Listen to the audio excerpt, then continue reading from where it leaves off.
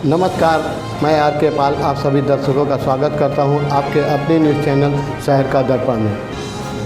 अब सभी खबरें विस्तार से। लखनऊ में आज एसकेडी हॉस्पिटल ने अपने 13 वर्ष पूरे होने पर निःशुल्क चिकित्सा शिविर लगाकर वर्षगांठ धूमधाम से मनाई। आपको बता दें, एसकेडी ग्रुप ने 13 वर्ष 22 अगस्त को चिकित्सा के क्षेत्र में शुरुआत की थी। 13 वर्ष की समय अवधि में एसकेडी ने लखनऊ व अन्य क्षेत्रों में जटिल ऑपरेशन कर स्वास्थ्य संबंधी सेवाओं के क्षेत्र में अपना परचम लहराया। वहीं पत्रकारों से बात करते हुए एसकेडी हॉस्पिटल के चिकित्सक निदेशक आशीष सिंह ने बताया।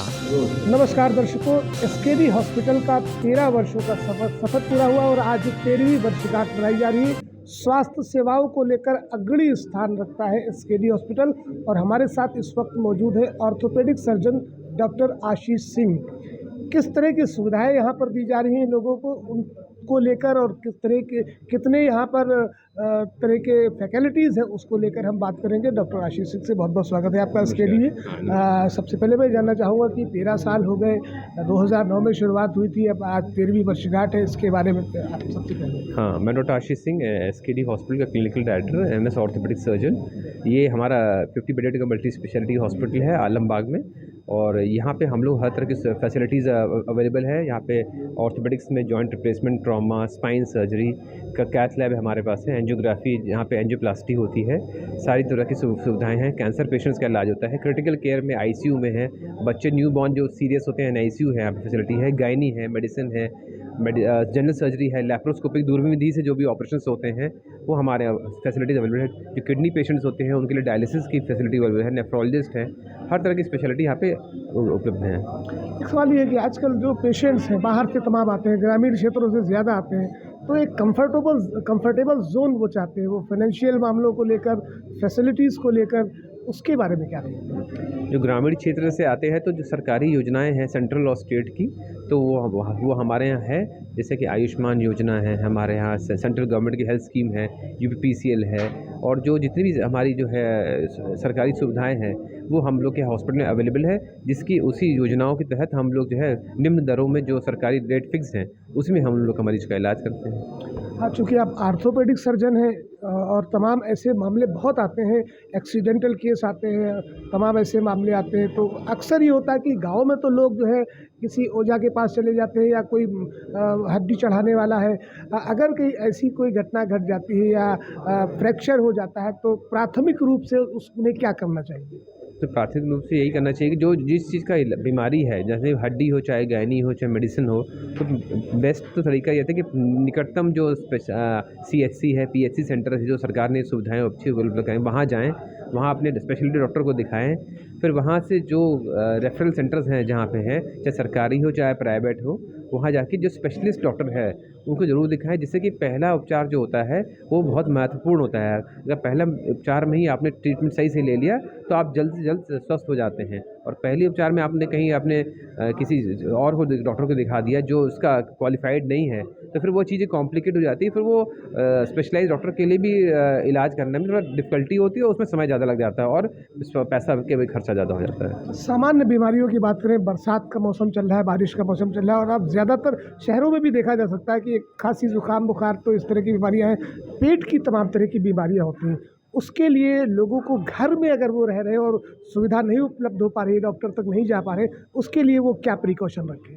देखिए, जैसे बारिश के मौसम में क्या होता है कि इम्यूनिटी लेवल जो है शरीर की थोड़ी डाउन हो जाती है, तो उसके लिए बस यही है कि आप ना जीवनचर्या, जैसे आपने कोविड में सही समय समय पे उठना, समय पे व्यायाम करना, साफ़ सुथरा खाना खाना, बाहर से कुछ नहीं खाना, पैक्ड फूड्स का अवॉइड करना, योगा ज़रूर करना, है ना। ये चीज़ें अगर आप फॉलो करेंगे और सिंपल लाइफस्टाइल अपनी भारतीय पद्धति के जो जो इसको फॉलो करेंगे और इंडियन फूड्स पे ज़्यादा आप आश्रित रहेंगे, तो मुझे लगता नहीं कि आपको बहुत ज़्यादा दवाइयों की ज़रूरत पड़ेगी।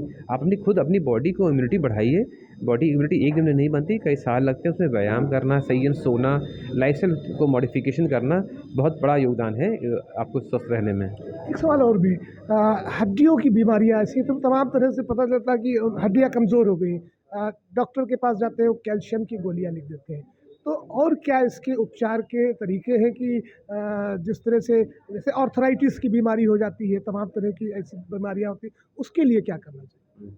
देखिए, जहाँ तक ऑर्थोपेडिक्स से रिलेटेड चीज़ें हैं तो ये उम्र की वजह से भी होता है। जैसे जैसे 50 साल के ऊपर हो गया तो हार्मोनल चेंजेस होते हैं, तो बोन डेंसिटी वीक हो जाती है, तो उसके लिए यही करना चाहिए, और आर्थराइटिस भी शुरुआत हो जाती है, उसके लिए यही करना होता है कि आपको अपना लाइफस्टाइल का मॉडिफिकेशन करना पड़ेगा। रोज़ नियमतः व्यायाम करें, चाहे वॉक करें, चाहे रनिंग करें, या जिम वेट ट्रेनिंग करें, या योगा करें।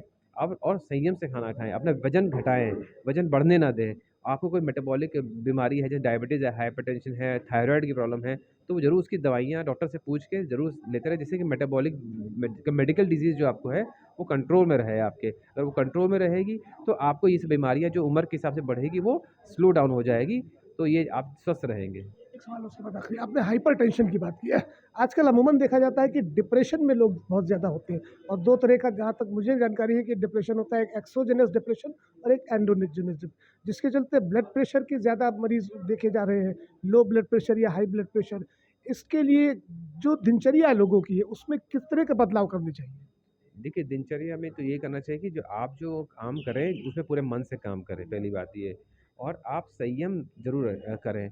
आप जो बैड हैबिट्स हैं, जैसे कि लेट नाइट पार्टीज़ हो गई, आप अल्कोहल ले रहे हैं, आप स्मोकिंग कर रहे हैं, आपका शुगर डाइट आपका कंट्रोल नहीं है, आप शुगर बहुत ले रहे हैं, आप पैक्ड फूड बहुत ज़्यादा खा रहे हैं, आपने काम के प्रति आपने बहुत ज़्यादा स्ट्रेस ले लिया है, आपने सिर्फ़ पैसे कमाने की होड़ में आप दौड़ते चले जा रहे हैं, आपने ना दिन का देखा, ना रात का चैन देखा, आप 4 घंटे से ज़्यादा सो नहीं रहे हैं, आप दिन भर लैपटॉप में आप इसमें आप मीडिया में आप लगे हुए हैं, तो आपकी लाइफ़स्टाइल कहीं न कहीं स्ट्रेसफुल हो जाएगी, और वही धीरे-धीरे आपके शरीर में भी वो दिखती है वो। आखिरी सवाल, जैसे कहा जाता है, कहावत कही जाती है, नीम हकीम खतरे जान। आजकल इस तरह के मामले बहुत ज़्यादा आते हैं कि गांव में दुकान खोल कर बैठ गए हैं, डॉक्टर्स बैठ गए, इस तरह के तमाम डॉक्टर्स बैठ गए, और लोग अज्ञानता के कारण वहां पहुंच जाते हैं, और जिसके चलते उन्हें बड़ी परेशानी का सामना करना पड़ता है।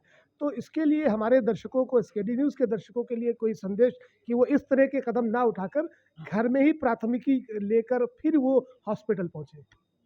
देखिए, गाँव क्षेत्र में क्या है कि अब वहाँ पे अभी शिक्षा का अभाव रहता है, तो जो आस-पास के जो नीक हकीम आप जो कह रहे हैं, जो क्वैक डॉक्टर जिसे आप बोल रहे हैं, कहना चाहते हैं, तो वो उसी चीज़ का वो फ़ायदा उठाते हैं।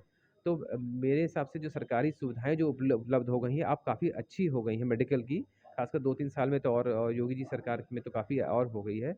तो मेरे ख्याल से बेटर है कि आप जो सीएचसी पास में है, पीएचसी है, जहाँ पे स्पेशलाइज़्ड डॉक्टर सरकार के वहाँ पे हैं, सुविधाएँ उपलब्ध हैं, तो कम से कम उनके पास जाएँगे तो आपको प्राथमिक इलाज और अच्छा इलाज मिल जाएगा। फिर वहाँ से आप जाके फिर किसी स्पेशलाइज़्ड डॉक्टर के पास, या सरकारी संस्थानों में, जैसे केजीएमसी है, बलरामपुर है, एसजीपीजीआई है, आप कहीं भी जाके आप अपना उपचार करा सकते हैं। चलिए, हमसे बहुत बात करने के लिए बहुत बहुत शुक्रिया। दर्शकों, आप बता दें कि doctor Ashish Singh ji orthopaedic surgeon हैं, और काफ़ी लंबे समय से अपनी सेवाएं दे रहे हैं, और एसकेडी हॉस्पिटल्स में आने वाले हर तरह के मरीज़ और उनके तीमारदारों को उसी ढंग से वो अटेंड करते हैं। जैसा कि आप देखते हैं कि तमाम अस्पतालों में अनियमितताएं बहुत सारी होती हैं, लेकिन एसकेडी हॉस्पिटल्स इसी बात के लिए जाना जाता है कि डॉक्टर भगवान का रूप होता है, और उस रूप को अगर आप समझते हैं तो इस तरह के हॉस्पिटल्स में आप पहले जाएं, और जो बातें उन्होंने बेहतर तरीके से बताई हैं, जो प्रिकॉशंस बताए हैं, उनका अगर आप ध्यान रखें, तो मुझे लगता है कि डॉक्टर्स के तक नहीं आपको जाना पड़ेगा।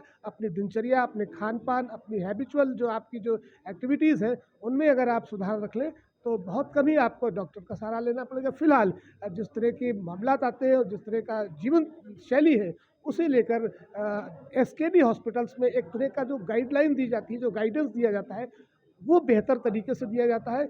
इसके लिए एसकेडी हॉस्पिटल्स शहर का अग्रणी हॉस्पिटल्स कहा जा सकता है। फ़िलहाल के लिए एसकेडी न्यूज़ पर इस खास इंटरव्यू में इतना ही। नमस्कार। मत होइए कंफ्यूज, देखते रहिए शहर का दर्पण न्यूज़, क्योंकि खबरों की नब्ज़ पहचानते हैं हम।